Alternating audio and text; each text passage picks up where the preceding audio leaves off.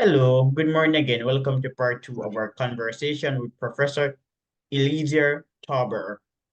Now we're going to talk about the Arabs in Canada. Professor Tauber is also an expert on Arab movements in Canada, and he published a recent paper. Well, not that recent, it was published in 2022, and it is entitled The Canadian Arab, the first Arab political organ in Canada. So, Professor, what influenced you to research the Arab political movement in Canada? Most people are unfamiliar with this movement. Tell us about it. Okay, it all started in 2002, about 22 years ago, when I published a book called Personal Policy Making, Canada's Role in the Adoption of the Palestinian Partition Resolution. You know that in 1947, the United Nations passed a resolution to part Palestine into two sections, one to establish a Jewish state and by it an Arab state. The Arabs opposed this resolution, the Jews supported it.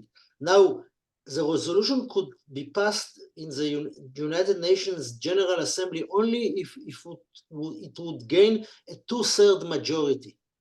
Now, in those days of the 1940s, the first years of the United Nations, you could secure a two-thirds majority only by gaining the support of both world blocs, namely the Americans and the Soviets.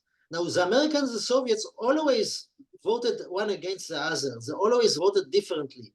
So basically, when the Canadian delegates to the United Nations, they were much impacted by the horrors of the Holocaust, and they decided the Jews must have a Jewish state in Palestine, and they realized that without mediating between the two world blocs, the resolution wouldn't pass. So basically, the main Canadian delegate, he was called Lester Pearson. Later on, he became a Canadian Prime Minister.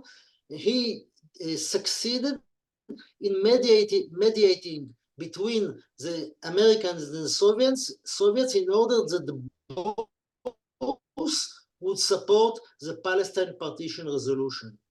So it was my first publication about the Canadian involvement the Middle Nations in 1948 was adopted only because of the involvement of the Canadian delegates in the United Nations who managed to mediate successfully between the Americans and the Soviets. And after that, I started to do a research about the Arab community in Canada in those years. And I published about 10 or 12 years ago a short article about the Arab lobby in Canada, which was a failure. And then after that, I published the articles that you mentioned about the first Arab organ in Canada, the Canadian Arab, which existed for 3 years and also was a failure. I mean, they failed to convince the Canadians to support their stand. Eventually, the Canadians supported the Jewish stand in 1947 and 1948. Again, interesting point. Why were the Arabs so reluctant to support a two-state solution in the I think that I already explained 1940s? that in the first part of Yeah, I our think it can broadcast, be reinforced because, well, because because the Palestinians believe that the entire land of Palestine belonged to them. And so when you are asking them to agree to partition, basically you are telling them, look, if you will let us rob half of your land, you will have the other half. And they said, we don't want you to rob anything of our land. The entire land belongs to us. And therefore, we refuse to accept partition. okay. It remains the very basics of the conflict until this very day. And you mentioned that the Arab organizations in Canada failed. Why were they unsuccessful? Well, first of all, there weren't so many Arabs in Canada in those days like nowadays. I think there was less than 20,000 Arabs in the entire Canadian state. And there were much more Jews. But this was not the only reason. The Jewish the Jewish organizations were much more sophisticated than the Arabs. They had much more experience in gaining public support. They were much more connected to Canadian policy makers. They had much more influence than the Arab propagandists. So eventually they got the upper hand. But I should point out that eventually when the Canadian delegates in the United Nations decided to support the Jewish people to have his own state in Palestine, they didn't do it because of Jewish impact. I mean, I have testimonies by Canadian policymakers. They were not impacted by the Jewish lobby. They decided this on their own, as they explained later on, because of moral considerations, namely that after the Holocaust, the Jews must have a certain territory in the world where they can live without the danger of being eliminated. Throughout your articles, the term Zionism emerges. I know what is meant by Zionism. You know what is meant by Zionism. But for some of our listeners who might be unacquainted with the term, what is Zionism? Well, basically, to make it very, very simple, Zionism is a nationalism of the Jewish people. Namely, Zionism strove to return the Jews from the land of exiles after 2,000 years and return them to their historical homeland. That was their homeland before they were expelled from there by the Romans. So Zionism is basically a nationalist movement, like any other nationalist movement, which want to return its members to the land of origin and establish a free state. At first, they had to fight against, they had to fight against the British mandate in order to expel the British from Palestine in order to gain their independence.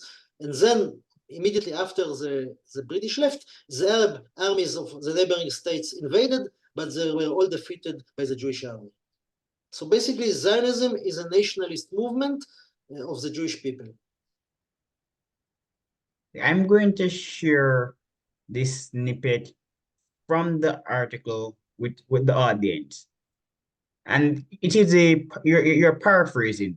The Arab presence in Palestine began according to the Canadian Arab with the Canaanites and Philistines, who strictly and ethnologically speaking were the ancestors of the present inhabitants of Palestine.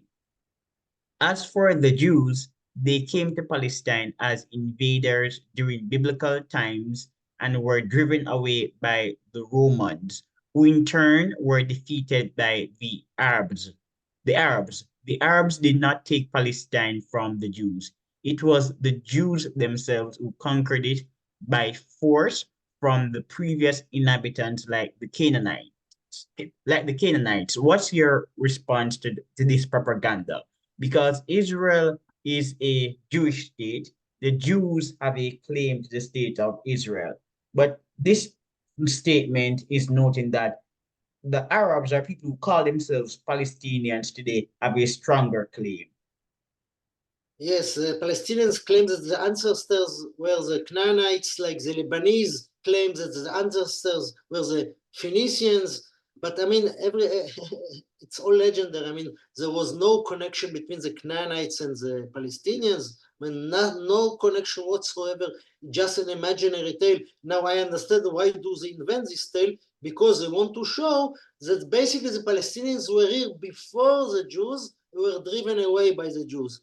But the problem is that it has no historical reality. I mean, the Canaanites had nothing to do with the Palestinians whatsoever. And the fact that the Philistines, the name is resembling the Palestinians, this is the reason why the Palestinians are called Palestinians, because the Philistines were living in the old land of Israel. The Romans, when they conquered Palestine, they called Palestine Palestine.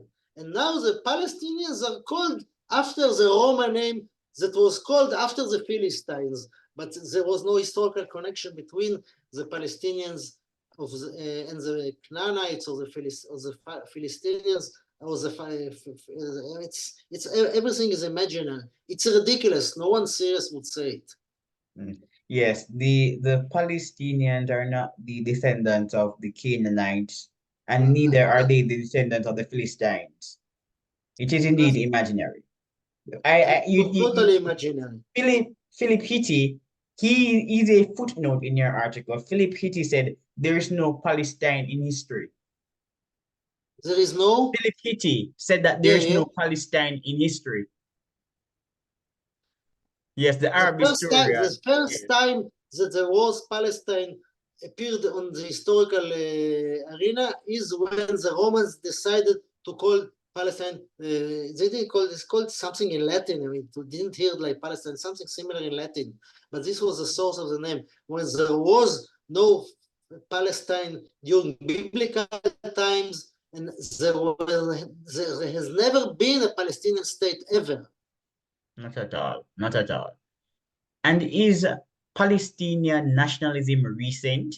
Because you're an expert on Arabic politics and nationalism. Did Palestinian Yes. nationalism emerge in response to Zionism? Yes, this is a very interesting question. About this, I can give you two kind of answers. The first answer was when I published my book, The Formation of Modern Iraq.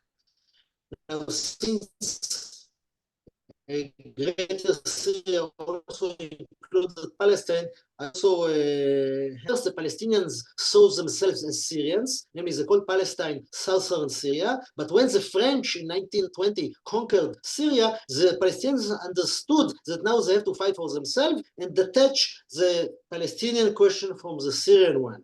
So basically, when I published in 1995 my book, The Formation of Modern Syria and Iraq, I thought that the Palestinian nationalism started in 1920 after the French had occupied Syria. When I wrote my book about Deir Yassin, I wasn't anymore convinced about this perception. Why? Because the people of Deir Yassin hardly consider themselves as Palestinians. Namely, by the way, not just the people of Deir Yassin, no one called himself no Arab in Palestine called himself a Palestinian in 1948. They called the land Palestine, but they called themselves the Arabs of Palestine. They are only referring to themselves in 1948 in newspaper, in the press, everywhere, just as Arabs. No one is calling himself Palestinian in 1948. It is a term invented later on, not in 1948. However, when I carried out my research about Deir Yassin, it was a very profound and thorough research. I saw that basically the people of Deir Yassin were not interested in the entire Palestinian population, but only in themselves. The horizons were limited to the village, as if I would say that the nationalism was Deir Yassinism or something of the sort. So basically understood that when I'm saying that in 1920 it was a year when the Palestinian nationalism emerged, perhaps it emerged among the intellectuals in the cities, but in the villages, where most of the Palestinian population lived, people were not interested in nationalism. The horizon usually were limited to their own village. Just to give you an example, when people from Deir Yassin married women from other villages, from En-Karem, from Malcha, their neighbors would call these women after the name of the village of origin, even scores of years after that they were married. So if a person from Deir Yassin would marry a woman from Malcha, which is a village about 4 kilometers south of Deir Yassin, this woman would be called, nicknamed Al-Malichia, after the name of Malicha, even 20 years after she was married. So it showed me how much they were concentrated only in their own village. So if you have a woman from another village, you only consider her as a stranger, even that this village is only 4 kilometers far away.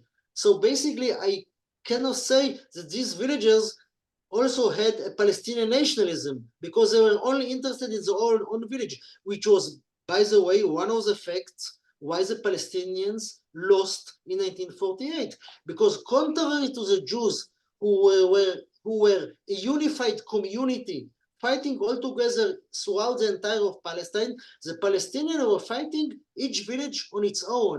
And when you have a village fighting on its own against a countrywide organization, you don't really have a chance. This is one of the main reasons why the Palestinians lost in 1948, because they were not unified in each village, just considering himself, and was not really interested in other villages. For example, when the villagers of Deir Yassin sent emissaries to other villagers to help them, no one came to help them. No one was interested. Interesting points. Professor, were average people in the 1940s assaulted by the Arabian elite? Ephraim Karsh, in some of his articles, contend that the Arabic elite instigated conflicts in the Arabic community. How true is this claim? Look, they instigated conflict already in 1936, as I explained already in the first part of our broadcast. In 1948, most of the Arab elite was already not in Palestine, either that they were killed by their own Palestinian comrades, or that they fled away out of Palestine in order to save their lives. As I explained, one of the reasons for the defeat was also that they lacked a leadership. So basically, this instigation was 12 years before of the conflict of 1948, and one of the main reasons why in 1948 they were defeated. Exactly my point. And the refugee crisis. So there was a refugee crisis during the late 1940s. Again, some argue that Palestinians were actually fleeing from the abuse of the elite in Palestine. And I keep reinforcing this point because people must appreciate how the elites functioned during that era, because there's a narrative that only Jewish extremists were causing problems. Few people have written on the Arab higher education, the Arab higher committee and its role in promoting conflict. Look, the main argument is whether the Palestinians were expelled in 1948 or they ran away on their own accord. And as I showed in my book, because they believed in the Deir Yassin massacre, most of them were fleeing on their own accord. I wouldn't say that everyone. In few places, like in Lida and Ramla, they were expelled. But in most cases over in the war of 1948, the Palestinians fled on their own accord. And it can be proven village after village. And I believe that Benny Morris, he's a famous historian of the 1948 war, he also reviewed all the Arab villages, and he also, I think, he reached a similar conclusion. In few places, the Arabs were expelled. In most cases, the Arabs fled Palestine on their own accord. Probably many of them believing that within 2 weeks or 2 months they will be able to return after the Arab armies would defeat the Jews. But it never happened because the Arab armies were defeated by the Jews. Arabs in Palestine have done relatively well. Earlier, you mentioned that in 2000, the occupation ended.